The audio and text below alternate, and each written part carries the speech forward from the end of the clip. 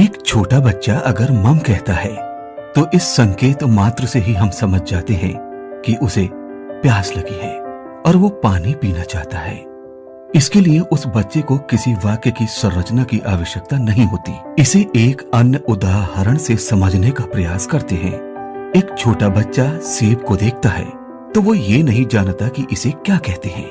उसे अन्य लोगों के द्वारा बार बार बताया जाता है कि ये सेब है। शब्द और अक्षर अमूर्त होते हैं, उन्हें समझना कठिन होता है, परंतु जब उनके साथ अनुभव जुड़ते जाते हैं तो बच्चों की भाषा सीखने की प्रक्रिया शुरू हो जाती है।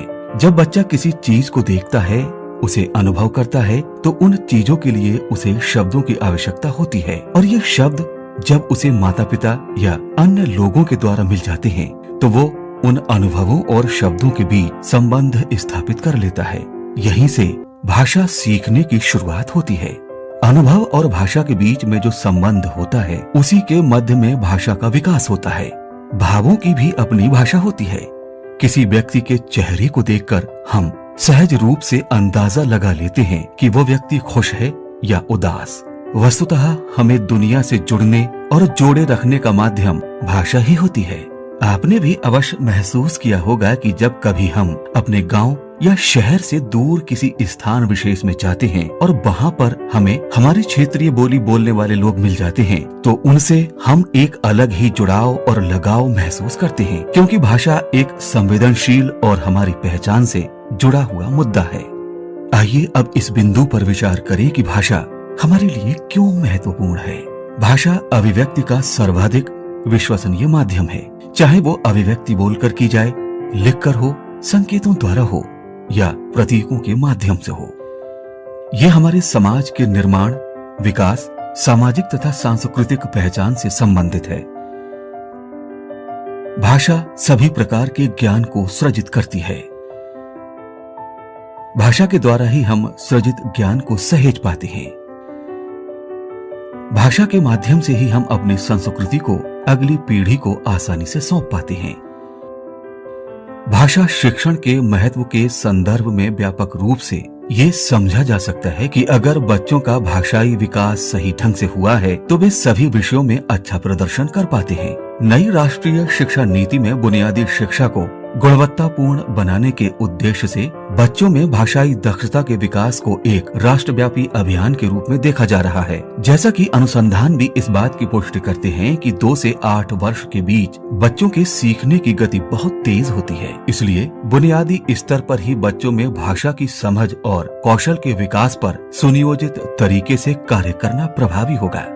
अगर हम भाषा शिक्षण के लिए स्कूल में कोई कार्यक्रम शुरू करते हैं तो ये बहुत जरूरी हो जाता है कि हम बच्चों के सहज भाषाई क्षमता को पहचानें। जब बच्चे स्कूल आते हैं तो उनमें अपनी भाषा में संवाद करने की पूरी क्षमता विकसित होती है। वे केवल अनेक शब्दों के साथ स्कूल नहीं आते, बल्कि भाषा की जटिल और समृद्ध वाक्य संरचनाओं के नियम जैसे ध्वनि, शब्द, वाक्य और संवाद के स्तर पर भी उनका पूरा नियंत्रण होता है।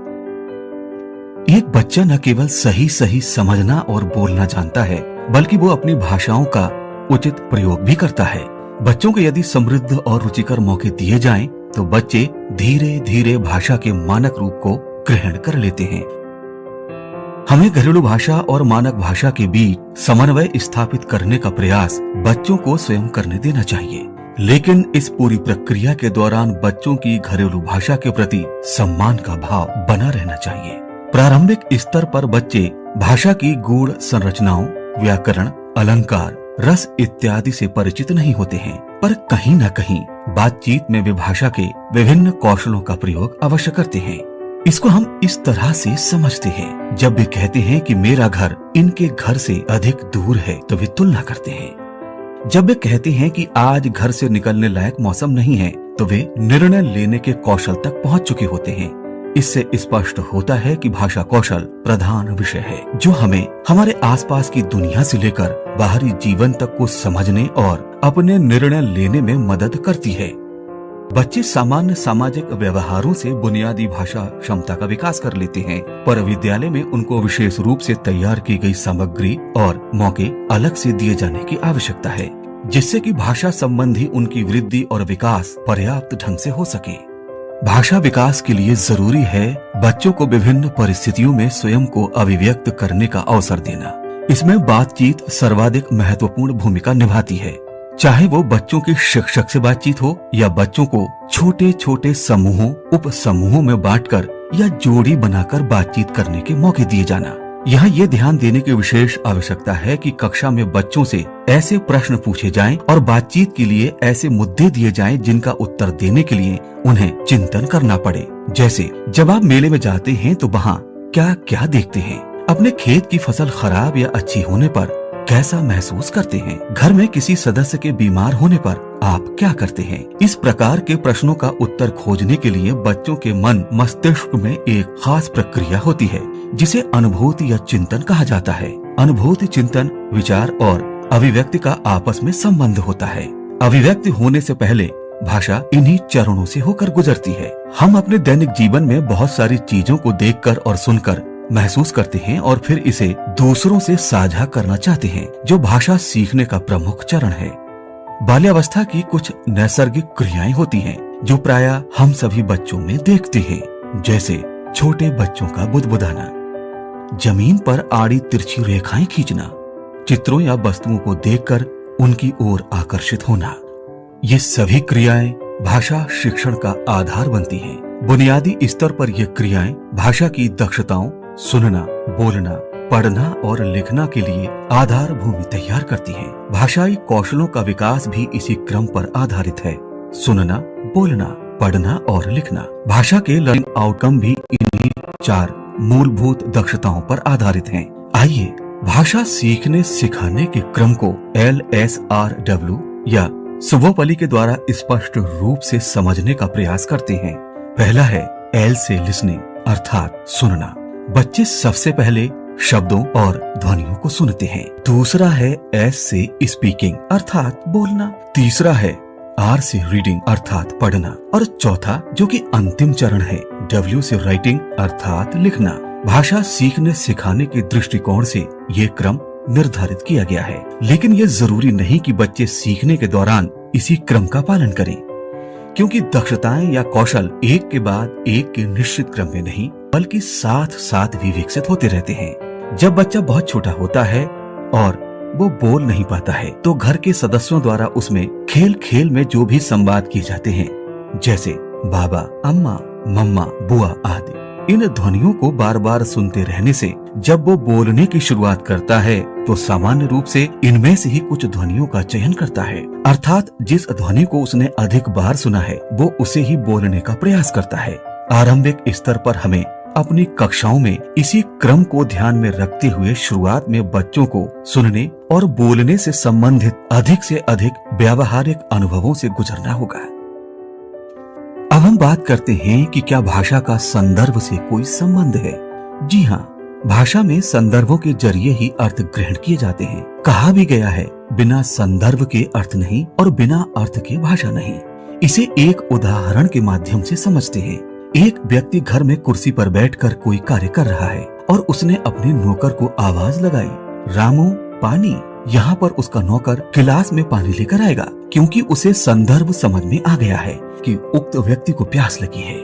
दूसरे दृश्य में स्नान घर के पास खड़ा है और नहाने जा रहा है। अब उसके पानी मांगने पर उसे बाल्टी में पानी मिलेगा। यहाँ एक ही शब्द पानी की 2 अलग अलग संदर्भ में बात की गई है। स्पष्ट है कि हमें प्राथमिक स्तर पर भाषा की कक्षा में इस प्रकार के विभिन्न संदर्भ रखने होंगे जो बच्चों में अनुमान लगाकर अर्थ ग्रहण करने के कौशल का विकास कर सकें। अब हम चर्चा करेंगे भाषा के पहलुओं पर। भाषा के मुख्य रूप से 2 पहलू हैं।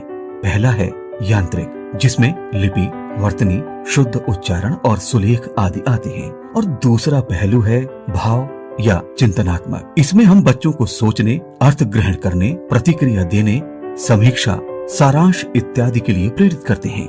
आइए भाषा शिक्षण के लक्ष्यों पर भी विचार करते हैं। जैसा कि हमने देखा कि भाषा के 4 बुनियादी लक्ष्य हैं जो केंद्रित लर्निंग आउटकम के रूप में निर्धारित किए गए हैं। पहला, सुनने बोलने के संदर्भ में बच्चे मुखर हैं। वे सुनकर समझते हैं, अभिव्यक्ति के लिए मौखिक विधाओं का प्रयोग करते हैं और खुले प्रश्नों क्यों, कैसे, कब, कहाँ उत्तर देते हैं।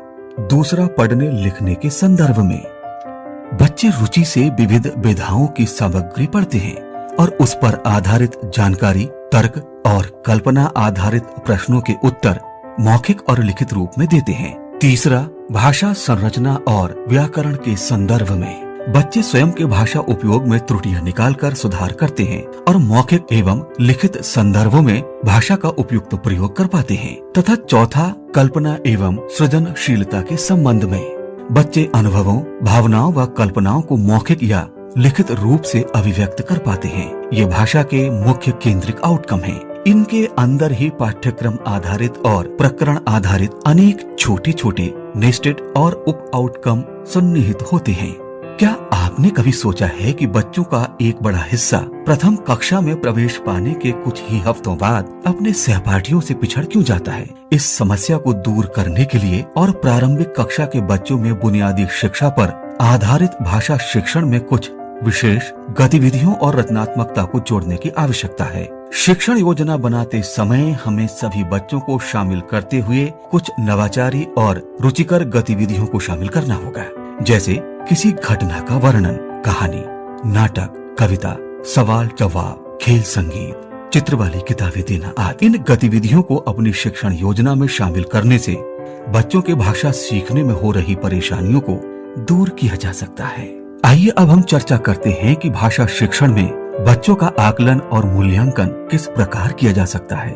किसी भी काम को करते समय हम देखते रहते हैं कि वो ठीक तरह से हो रहा है या नहीं। अगर हम कुछ विशेष पकवान बनाते हैं तो बीच बीच में चक्कर देखते रहते हैं। मकान बनवा रहे हैं तो भी जांचते रहते हैं कि सही सामग्री लग रही है या फिर नहीं। इसी तरह काम की जांच यदि बीच बीच में होती रहती है तो उसके गड़बड़ होने की आशंकाएं कम होती हैं।